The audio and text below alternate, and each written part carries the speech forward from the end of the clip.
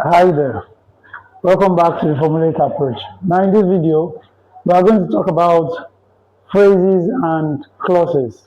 So what is a phrase? We are going to begin with a phrase. What is a phrase? A phrase is basically a group of words, a group of words that has no verb. Is that clear? That has no finite verb. So when a group of words has no verb, it is a phrase. And so because of that, for that reason, it is what?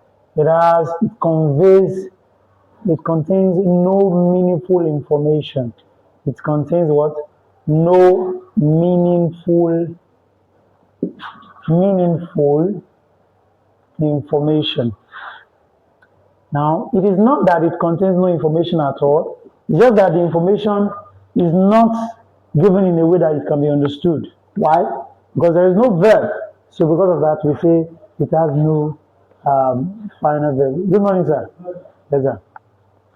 So an example is this. Examples, we have the man. The man. If I say the man is just the man. There is nothing happening to the man. There is no other information about the man. So for that reason, it is a phrase. If I say Mr. Victor, for example, I know him and I know Mr. Victor, but is there any other thing he's doing here? We don't know. So we just wrote Mr. Victor. That's a phrase. If I say the beautiful girl, this contains an information. The beautiful girl. In fact, we might know the person we are talking about. Maybe we have only one beautiful girl in this class. The beautiful girl, we might know that person, but because there is nothing she is doing here, there is nothing we are being told that she is doing here, this is also a phrase. Do you now understand now? So once there is no action in that statement, then that structure is not a statement, in fact. That structure is a phrase. That structure is what? A phrase. Let's make this into meaningful information. The man is handsome. The man is handsome. When I say the man is handsome, you can relate with what I mean, right? Because there is a verb there and there is something that is being done there, right? In fact, actually, what we are talking about there in that sentence is a quality that the person has. So the man is handsome. So that is the man is handsome. Mr. Victor is brilliant. So is brilliant. That's also a quality. Or came early. Came early. That come there is the verb. So came early. Look at that. So you see, came there is a verb. So this is a meaningful information. But if I just wrote Mr. Victor, there's no complete statement there. So it is a phrase. Look at this one. The beautiful girl drank a lot of water. Drank water. So drank there is the verb, so that's the action she performed, and what she drank was water. So this is full information, so we can understand this. But without this drank water, the beautiful girl is meaningless. Exactly, it doesn't have complete meaning, right? So that's that about phrases. Now, basically we have different types of phrases. Phrases are divided into, they're actually not the types per se, because they are the forms in which phrases exist. Before now, phrases used to be classified into five forms, but in systemic English, we now use three, and I'll tell you why. The first one is noun phrase. The second one is adverbial phrase. And the third one is adjectival. Let's put adjectival first. Adjectival phrase. And the fourth will be adverbial. Or the third rather, will be adverbial phrase. Now, look here. There are two more that I said have been removed. And those are the prepositional phrase. shall phrase, and the other one is verb phrase. Now let me explain why these two are no longer in use. The first one, prepositional phrase, is a special type of verb now. It's being classified as a special type of verb. I'll tell you why. Prepositional phrases are just phrases that have verb and a preposition. And remember, we said a phrase is just a group of words that has no verb. So if it has no verb, then it should be a phrase. But then, for prepositional phrase and verb phrase, both of them contain verb. So you see, it doesn't make sense to classify them as a phrase, as a type, as a form of phrase. So basically, they are both verbs. Both of them are what? Are different forms of verbs. I'm going to explain what they are. Prepositional phrases are verbs that are made from combining a preposition with a verb. So for example, I say get up. Get up. So if I say get is a verb, then up is the position of what that action, where that action will be translated to. Get up. Sit down. Stand up. And then there are some that are idiomatic. Break up. Okay? To break up. If I say to break up, it means to end a relationship. To give in. What does giving mean? If I say he's giving in to the sickness, it means he's surrendering. Exactly, to surrender, to admit defeat. Exactly. So you see, this is a verb, and these two are prepositions. So they are still verbs. Do you understand now? So because they are a special type of verb, we no longer classify them as forms of prepositions. Exactly. Then for verb phrase is basically when we have groups of verbs only. Verbs only. Example, when we do tenses, I'm going to explain this in detail. Example is, if I have were dancing, have been cooking. Did you see this? These are all verbs together. Were and dancing. They are both verbs. They are different types of verbs, but they are together, right? So this is a verb phrase. Have been cooking. This is a verb. This is a verb. This is a verb. They are together, so that's a verb phrase. This is an auxiliary verb, a copular auxiliary or linking auxiliary, and dancing, continuous form of the tense dance. So that is what? A verb together. This is also a perfect verb or perfective auxiliary, copular auxiliary, the same family, and the ing form continuous again. So those are all verbs. So that's why I call it verb phrase. So these ones, prepositional phrase, are the ones we call phrasal verbs. Phrasal verbs. But this one, verb phrase. Prepositional phrases are the ones that are called what? Phrasal verbs. But these ones are verb phrases. I'm going to deal with this separately and deal with this separately in another lesson. But these three here, are the ones we're going to deal with now. We won't deal with them yet because we will combine them with clauses. Okay, so we are going to deal with them when we talk about clauses. So we also have these three forms of clauses: noun clause, adjectival clause, adverbial clause. And we're going to deal with them together. So let's go to clauses first. Let's discuss what clauses are. So what is a clause? Now a clause is basically a group of words that contain a verb. That's what a clause is. It's a group of words that contain a verb. Now, it may not have the complete information as well. Exactly. That's why it's called a clause.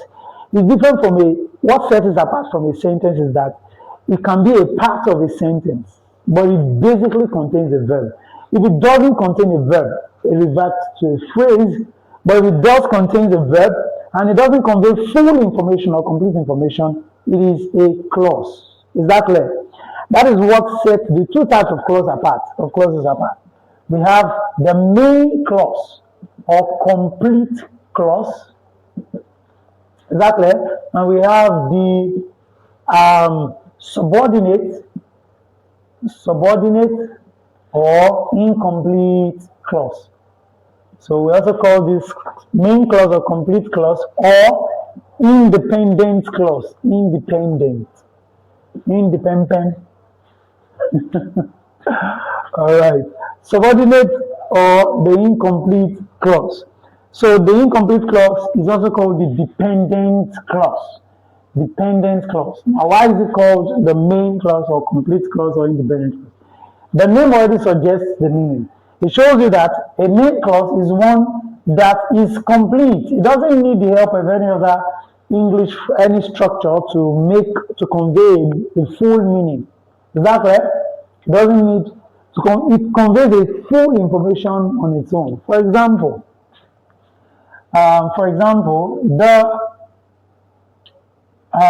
the man is here. This is a main clause, and that's why a main clause is also called a simple sentence. So when we deal with types of sentences, we're going to see simple sentences.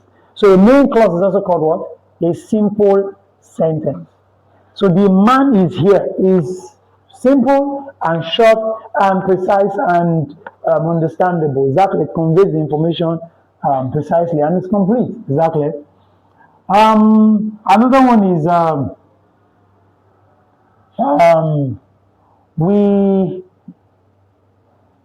we ate banana. So if we eat banana, we say we ate banana, and that is complete information. There is no need to add something to it to make it complete again. Except you now want to describe the kind of banana that you ate. For example, we ate very ripe banana, or we ate very sweet banana. Or do you understand now? So that one just adds more to that particular guy, adds more information to the noun itself. But this information is complete. We ate banana and banana we ate. Is that clear?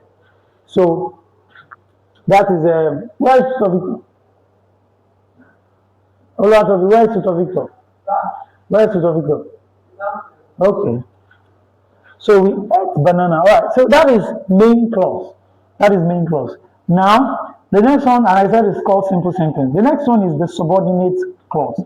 Subordinate. That already tells you that it is a clause that basically is incomplete and it is dependent on the main clause for its completion. It needs the main clause to become complete. Is that clear? So, and it also has a verb, but it doesn't contain full information. Example is this.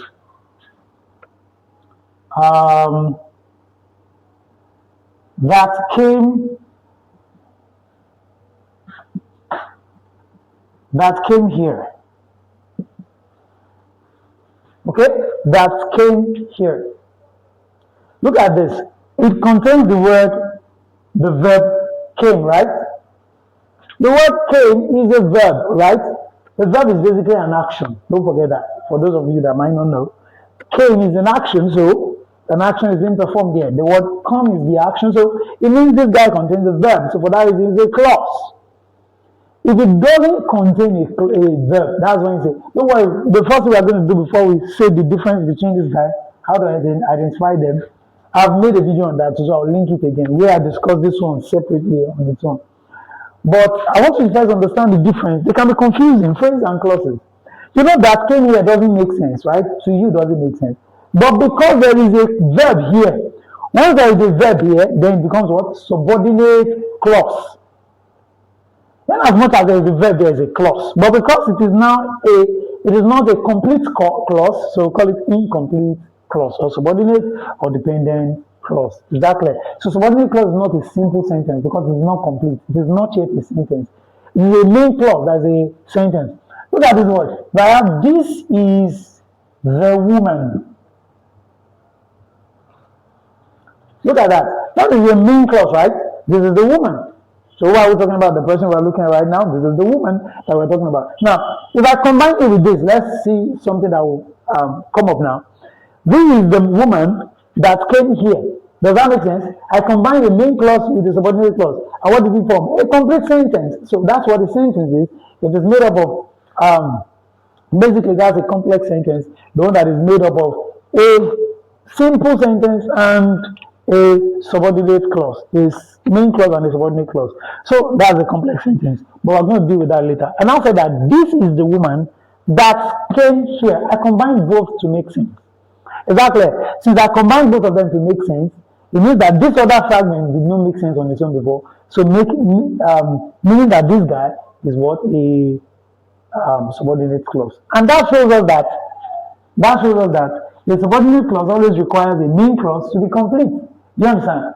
And then another thing it shows us is that the sentence that is formed when you combine both of them together will have at least two verbs. One verb from the main clause, the other verb from the subordinate clause. Is that clear? They now ask me, Master, what if I combine with a noun phrase, for example? It doesn't still make complete sense. Let's look at it. The man that came here is not still complete. The man that came here is still what? Is still a subordinate clause. It's still a what? A subordinate clause. Do you understand now? So to make a subordinate clause make complete sense, you have to combine it with what? With a main clause, not with a phrase. Is it clear? Not with what? A phrase. But you can combine a main clause with a phrase. For example, this is the man. Look at this word. At the party.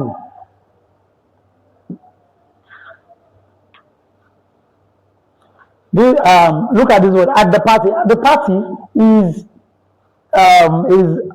an adverbial phrase. I will soon show you exactly. Just follow me for now.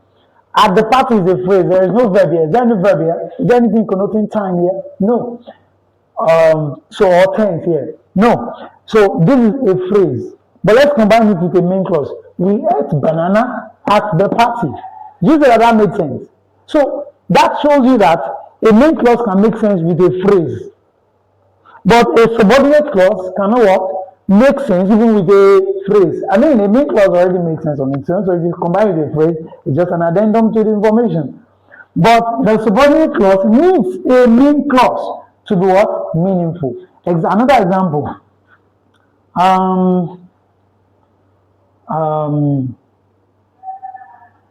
Before we came, or before we arrived, we could use the man had died. They ate banana. Before we arrived, the man had escaped. The thief had escaped. You understand? Before we arrived, the thief had escaped. I will still talk about the tenses so you understand how to use those words. So notice that I needed to add escape so that you will understand that this is a subordinate clause. Why is it a clause first? There is a verb here, arrived. How do you identify verb? We'll talk about that later. But first know for now that any word that has D, that ends with ED in the past tense. When the ED is a past tense, that is connoting a tense. ING is there. That is a verb. Exactly. When it makes it sound like a tense, like it's past or present, all those things, that is a verb there. In most cases, but not all cases, exactly, not all cases, because we'll deal with something here. Don't worry, we're going to talk about where a verb can even be a noun. We're going to talk about it now. A word that's naturally a verb, it can also function as a noun. I'm going to show you where now. Now, before we arrived, is a subordinate clause because it's not complete. You called the shot before we arrived. You called the shot is complete. You call the shot is complete on its own. So that's the main clause.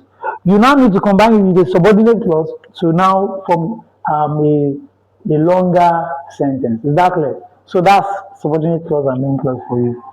Now let's now deal with identification of clause and phrase. Keep in mind that the forms of the types of clause are these two, but the forms of clause will also be these three: noun phrase and clause, adjectival phrase and clause, adverbial phrase and clause. Is that clear? Adverbial phrase and clause. All right. Now, first let's learn to identify phrases and clauses before we now go back to this. Now we'll now go back to this. We'll now deal with how to even know which one is noun phrase, which one is noun clause. So there's a lot that you're going to learn. Just make sure you're listening.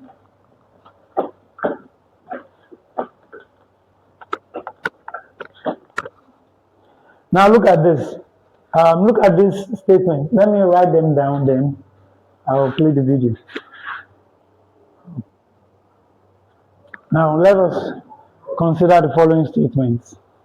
Now I want to identify if they are phrases or clauses. Now if it is a phrase, we just write phrase.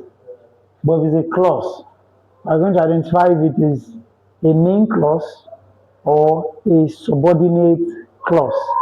A main clause or a subordinate clause. So look at this now. In the pool, you can already tell that this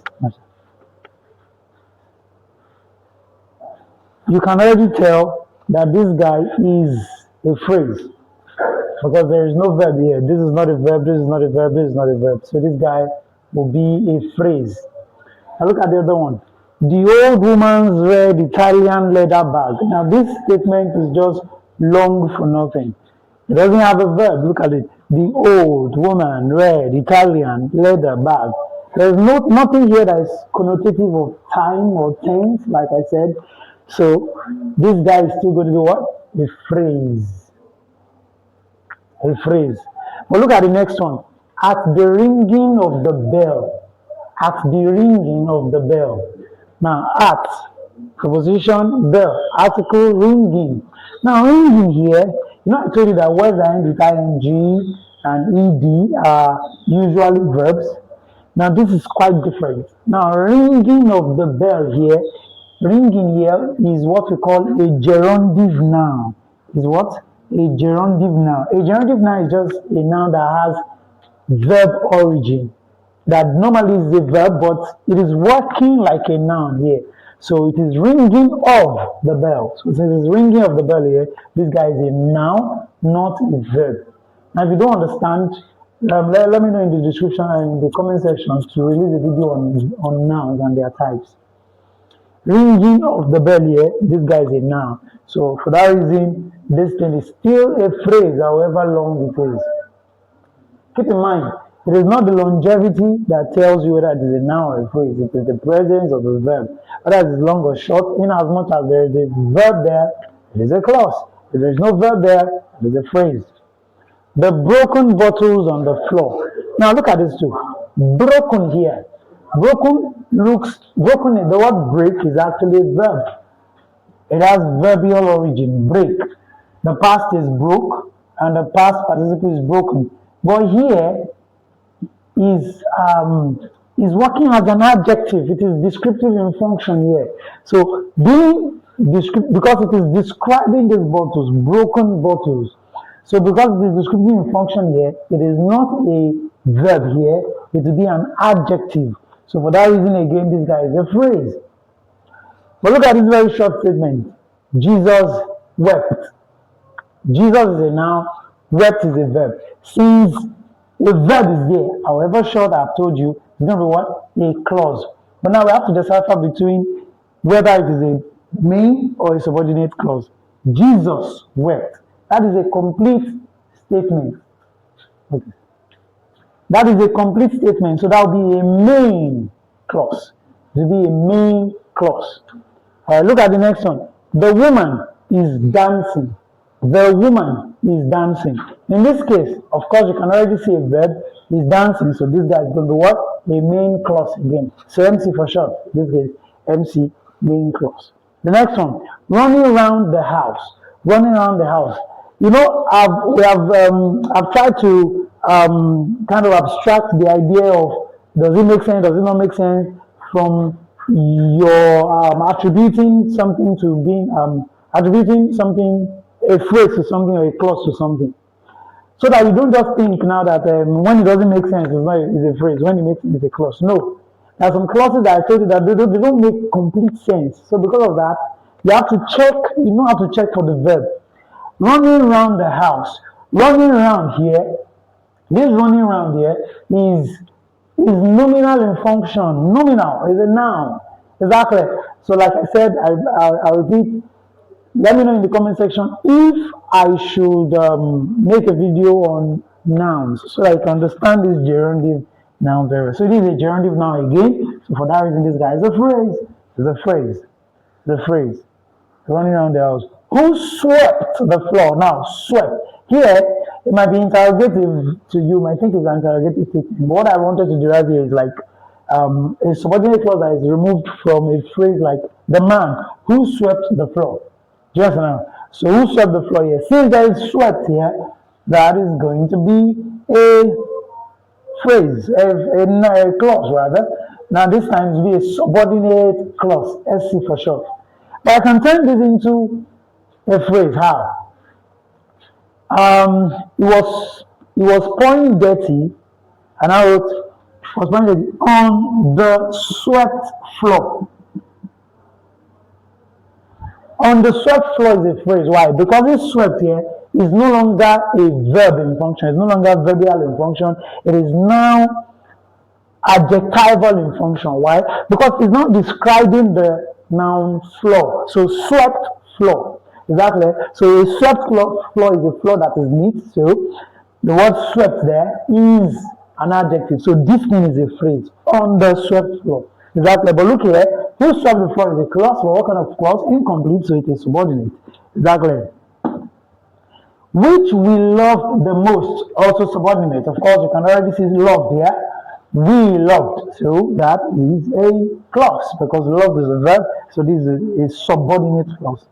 In the early mornings of a bright and lovely Saturday during the winter. Let's see, is there any verb here? In the early mornings of a bright and lovely Saturday during the winter. There is no verb there, so this guy is going to be what? A phrase. A what? Phrase, alright. So that's that. So that's how to differentiate between phrase and clause, alright? Now go through these examples again. I'm going to send you, you can reach me out on this WhatsApp number. I have a test set to differentiate between phrase and clause and what kind of clause. So I have about 50 or 100 questions like that. So reach me out on this.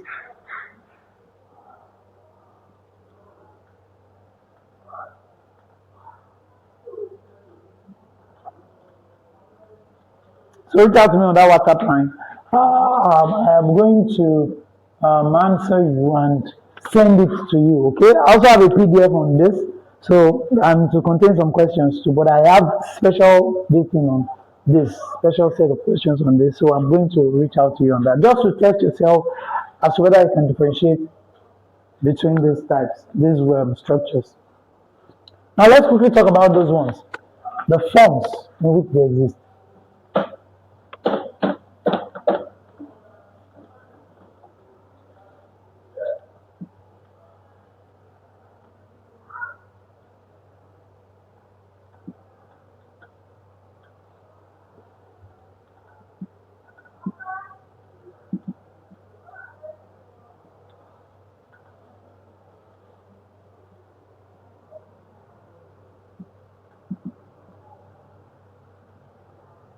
Now, let's start with the noun phrase or clause. The noun phrase or clause.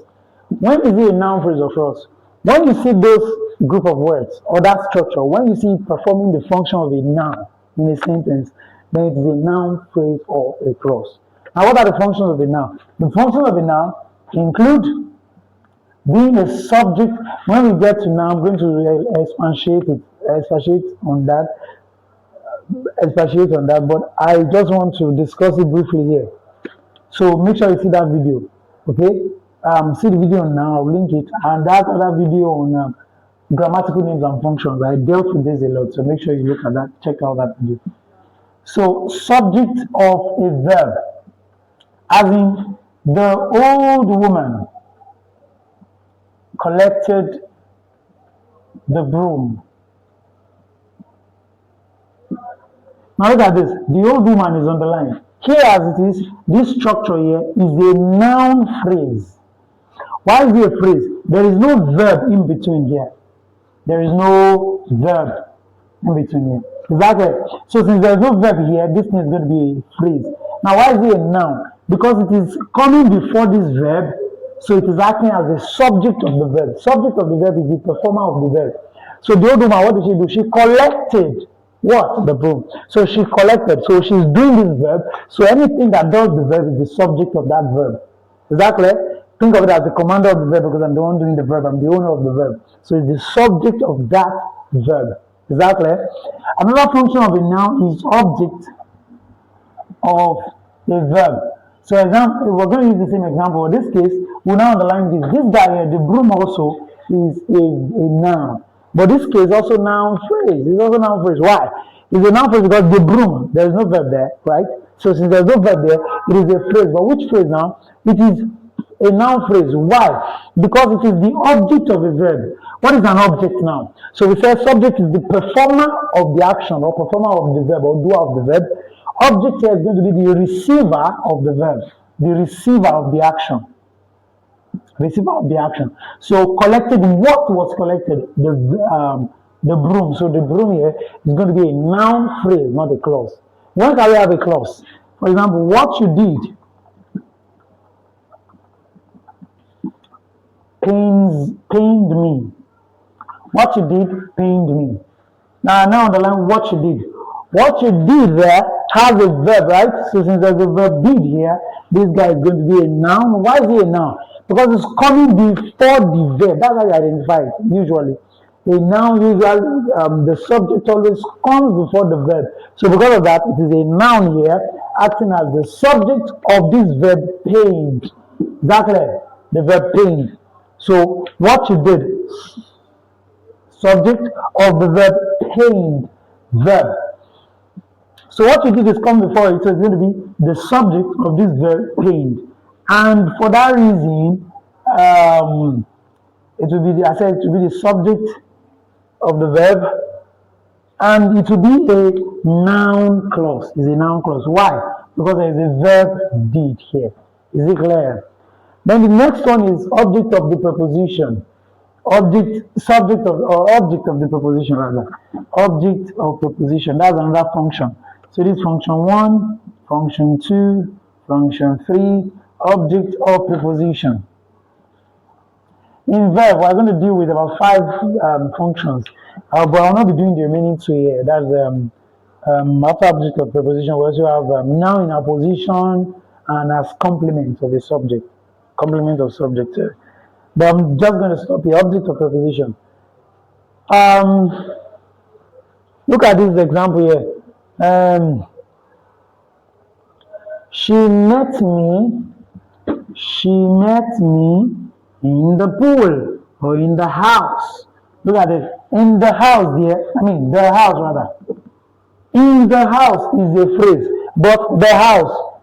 Now, in the house there is another type of phrase. Okay, another form of phrase. The house here is a noun phrase. Why? Because the object of this preposition in. Just underline the in together with it. It will turn to adverbial phrase. Adverbial phrase. What kind of adverbial phrase is this? Adverbial phrase of place. Exactly. Because we're going to be dealing with types of adverbial phrases now. So that's all that you should know. That's basically the basic thing you should know about noun, phrase, and clause. The next one is adjectival phrase and clause now.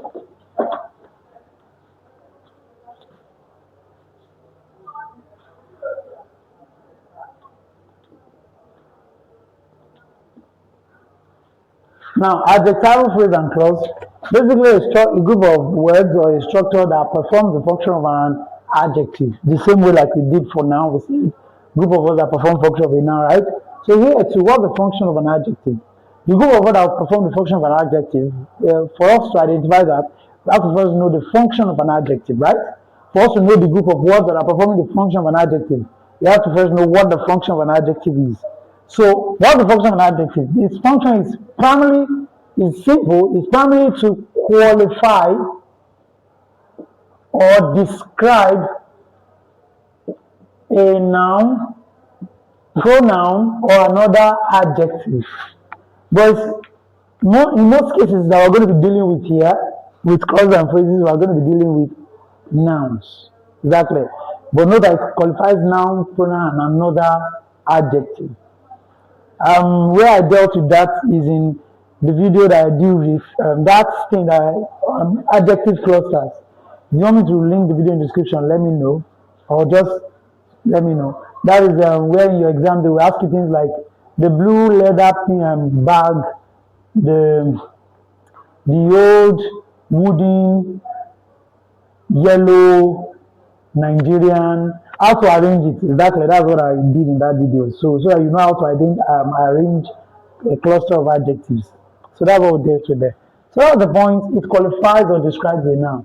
So when you see something that is qualified or describing a noun, you therefore know that that guy is going to be an adjective. Now, primarily speaking, the noun that an adjective qualifies, and that's what separates a pronoun from an adjective. The noun is usually in front. The noun is usually at the back of it. The noun that an adjective qualifies is what? Is usually what? At the back of it. For example, in some cases it could also be in the front. It could also be in the front. Because, for example, look at this word. That is my mother. That is my mother. Look at this word here. My here is an adjective. But if I say that book is mine, mine here is a pronoun, not an adjective. Pronoun, not what? An adjective. I'm going to deal with all the part of speech and you will understand this. Okay? When we treat pronouns, you understand in detail. Alright. Now, I said that adjectival clause. Okay, so when does it, how do we identify it describing it now? Look at this. The woman who cooked the food, who cooked at the party,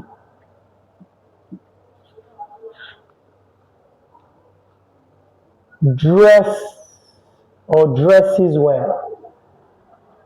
So now look at this. This word is underlined. Who cooked at the party, or who cooked is underlined. Who cooked at the party? And there are two different things here. You see? Who cooked here? Who cooked here is an adjectival. Why? Adjectival because it is describing this person here. I could have just said, the woman dresses well. The woman dresses well. That is complete. But now put who cooked. What is who cooked there? It's showing me which woman it is exactly. It's qualifying. It's ascribing a quality to the woman, the person that cooks. Okay, that's the quality of the woman. Someone who cooks or the person that cooked. That's what I use to identify the woman. Use a quality to identify a person, isn't it? So it's describing that woman.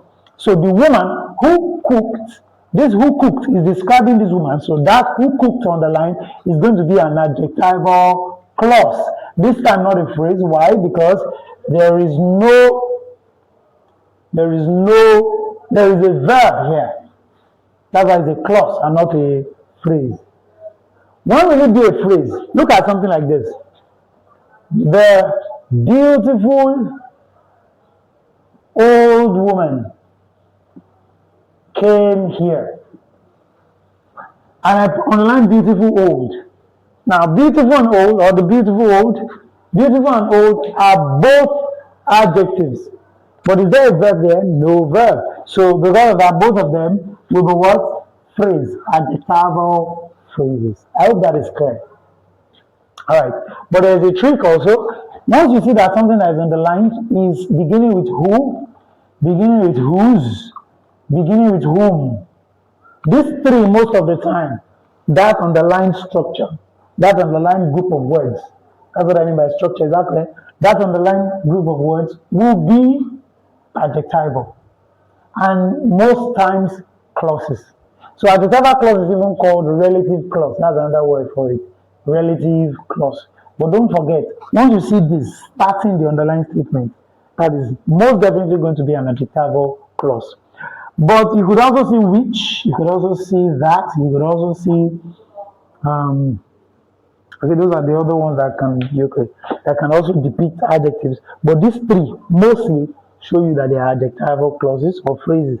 If there is no verb, once you see this is clause, but if this is not there, and it's having multiple a cluster of adjectives, that's just a phrase, exactly, with no verb. And the last one is adverbial, phrase or clause. Now you see with the adverbials, we now need to deal with different types of the adverbial itself, or different forms of the adverbial. Adverbial phrase or clause. Now look at this. You see, adverbial. What do adverbs do? Adverbs add to verb, right?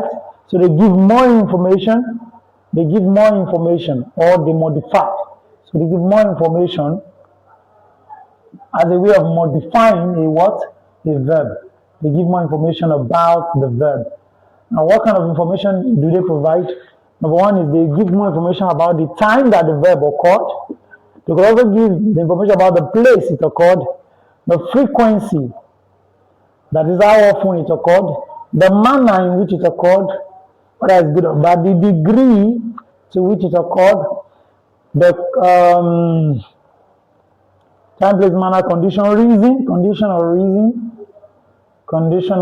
or purpose. Then also concession is another type of adverb. Exactly. So these are the forms of the adverbs that we have. Alright, so like I was saying, these are the forms of adverbs that we have. Time, place, frequency, manner, degree, condition, or concession. Alright, so when do you know it is adverb of time? When it is denoting time. For example, when the woman arrived, look at this. There is the word arrived there, and this is what? This is a clause, and this is a verb rather. So it will to make this what? A clause. What kind of clause? A subordinate clause. So in this case, the full name of what? Adverbial subordinate clause of what? Of time. Exactly. But if I say something like in the afternoon, so this would be an adverbial phrase of time. Adverbial phrase of time. Please, Malik, my students around, Tofumi, Chibike, and Isaiah. Thank you.